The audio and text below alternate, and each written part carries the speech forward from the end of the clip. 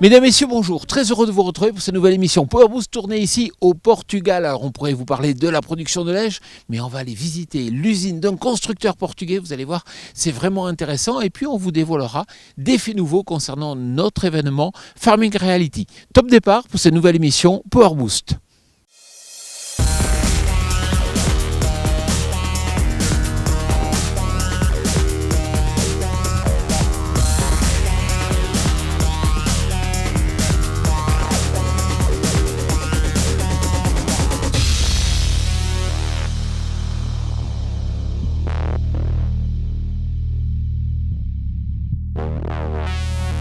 Salut le Power Booster, aujourd'hui votre émission est principalement tournée au Portugal et faites-moi confiance, on vous a ramené de très beaux sujets. Alors, tenez-vous prêts, mais avant tout, les news. Claas propose une nouvelle version de l'Action 800 équipée d'une version à variation continue. Ce tracteur dispose d'un empattement de 2,82 m, d'un moteur 6 cylindres et développe 205 chevaux de puissance maximum. L'Action 800 Sématic peut être équipée d'une monte de pneumatique de 2,05 m de diamètre et reçoit de série du freinage pneumatique de remorque. John Deere a entièrement revu sa gamme des 6R.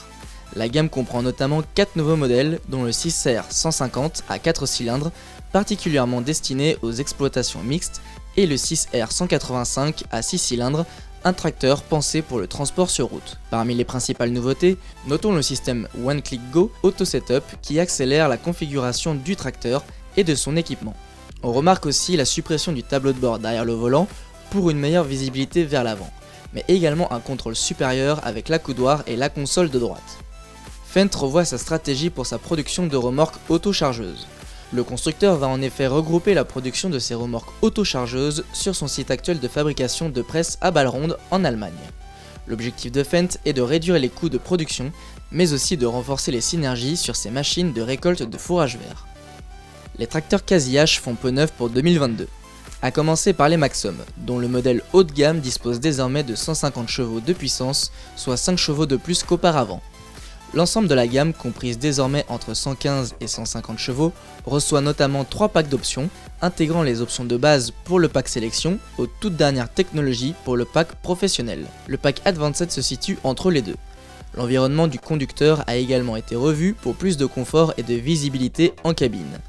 Ce système d'options à 3 échelons se retrouve aussi sur les nouveaux Puma et Farmall C. Et parlons justement du nouveau Puma. L'esthétique a été revue pour les 3 modèles de la gamme 140-175.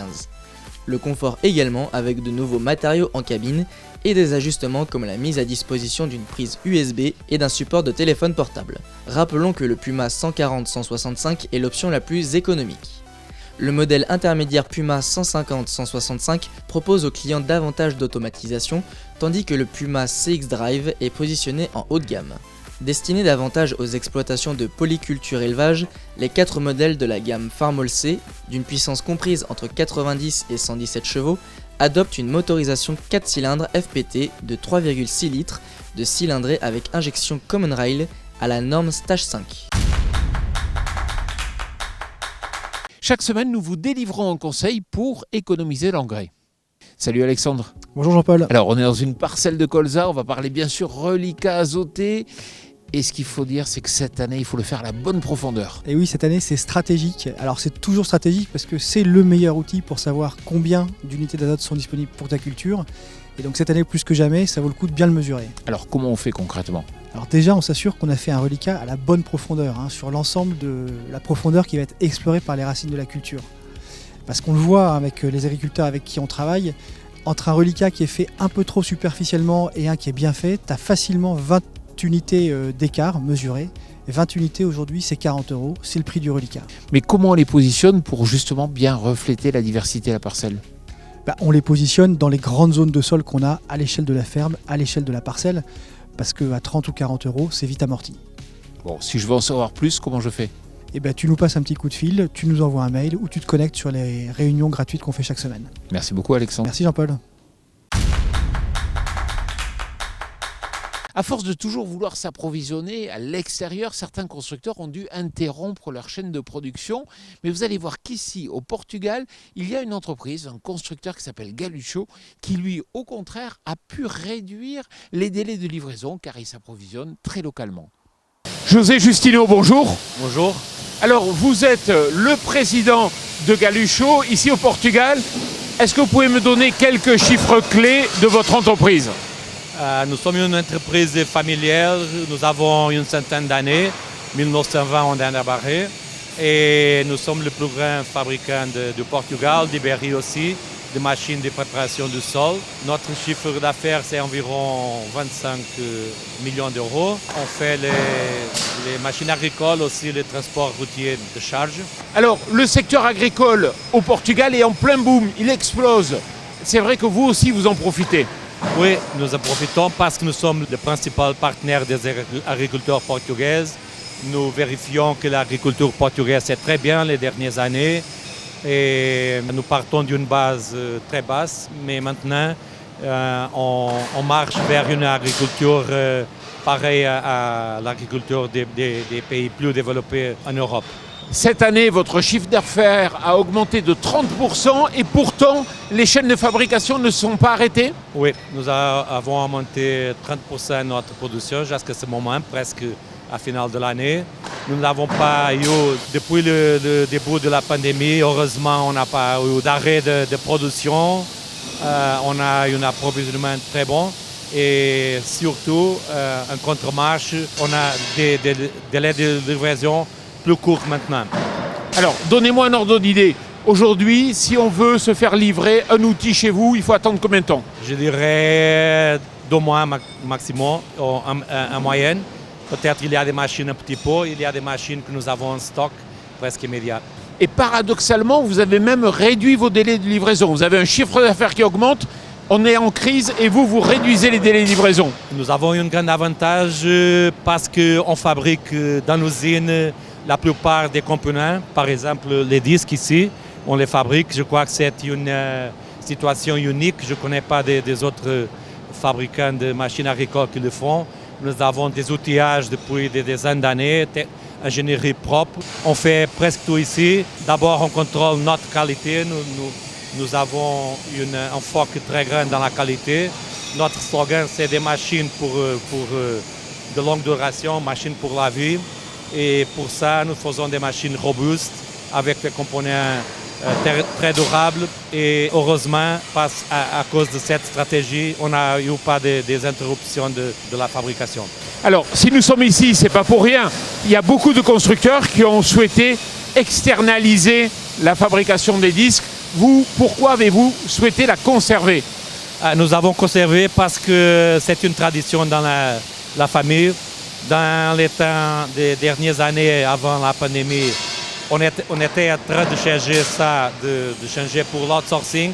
Mais avec la pandémie, on a regardé que c'est un avantage compétitif incroyable. Et alors, on fait le reverse. On va faire des investissements dans la continuation de la production internale. Et je crois que pour nous, c'est bien et nous sommes très heureux de cette situation. Et maintenant que l'on connaît les effets de la crise, est-ce que vous pensez aller encore plus loin dans le fait de s'approvisionner de plus en plus en Europe? Oui, traditionnellement, on s'approvisionne en Europe parce que nous avons des relations très anciennes avec des fournisseurs et surtout parce qu'on fait des machines, plus que le prix, on fait la qualité et alors nous sommes très fiers de la qualité européenne, nous sommes des Européens convicts. Et nous avons quelque chose qu'on achète en Orient, mais je dirais peut-être 5% de nos achats. Et nous allons faire la continuation de les achats en Europe. Mais vous avez un véritable problème au Portugal, c'est que vous manquez de salariés. C'est comme en France, vous manquez de salariés pour travailler dans l'exploitation, mais aussi dans les usines. Oui, ça c'est un problème qu'on face depuis quelques années. On doit le contrôler, on doit avoir de l'imagination pour surpasser ça. Ici, on a fait notre propre centre de formation et surtout, on a automatisé chaque fois de plus notre production, robotisation, automatisation. Si on regarde dans le futur, moi je suis souvent étonné comment les constructeurs n'intègrent pas le fait que le carbone, on va essayer de produire de plus en plus localement à cause du carbone. Et pourtant, on a l'impression que les entreprises deviennent toujours plus grandes et vont chercher à produire toujours plus loin.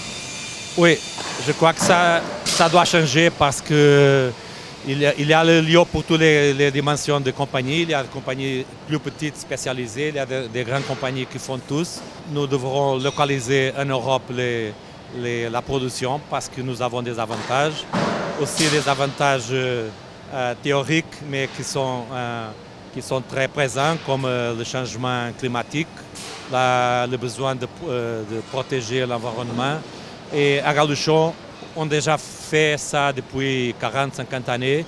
On fait des machines durables. Nous avons des machines ici au Portugal, en Afrique, qui durent 30-40 années et qui après ça, on change les pièces et elles sont toujours à travailler. Nous faisons des machines simples, faciles de maintenir et aussi des machines sophistiquées pour certains types d'activités.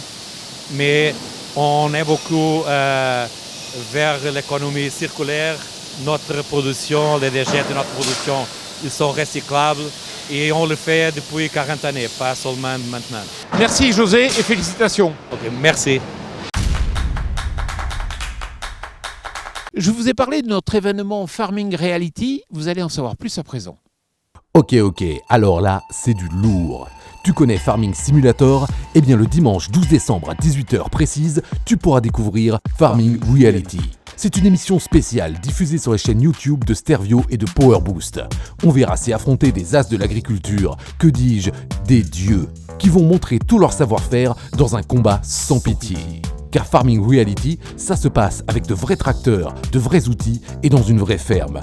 On remercie au passage les nombreux partenaires qui nous soutiennent pour lancer cette première mondiale qui s'inscrit en complément de Farming Simulator, le tournoi d'e-sport organisé par le ministère de l'Agriculture et de l'Alimentation. Alors attention, marque-le bien dans ton agenda. Farming Reality te donne rendez-vous le 12 décembre à 18h précise. Et là, j'ai quand même envie de placer un petit enjoy.